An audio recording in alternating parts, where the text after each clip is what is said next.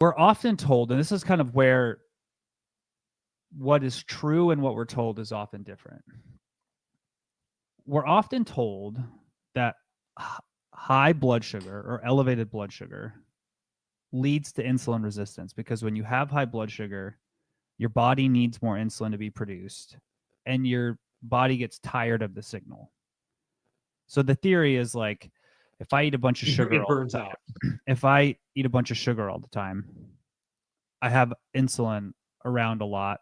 My body gets numb to the signal, so it stops working. That is actually not even remotely close to what's happening. Because it makes sense in your head when you think about that, but that's, yeah. So the insulin resistance actually starts inside a cell. So what causes insulin resistance primarily? There's basically 2 or 3 things that are driving insulin resistance. And its most fundamental is in most cases, like I'll talk about some edge cases here in a minute, but in most cases, it's an energy overload problem. So you have too much energy inside your cells for a long period of time.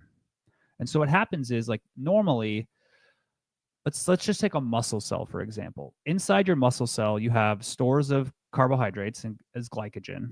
You have stores of fatty acids as intramuscular triglycerides. And your body's always burning that and then bringing stuff in.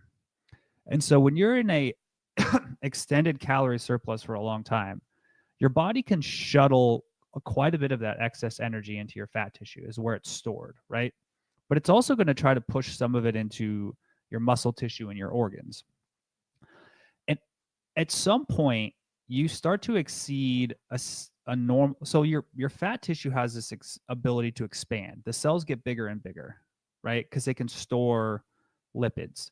Your muscle tissue, not so much. Like the individual cells, outside of getting bigger from like hypertrophy and building more contractile tissue, they kind of have a limited ability to store fatty acids.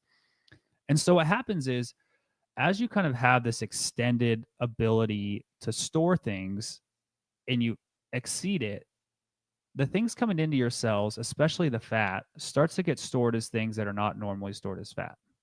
And that starts to cause issues in the metabolism of the cell. And so those issues actually manifest as insulin resistance. So your cells are starting to say, and I'm personifying a cell, it doesn't say anything specifically, but it's starting to say, dude, I have way too much stuff. Stop sending stuff in. So this is its kind of biochemical way of saying that.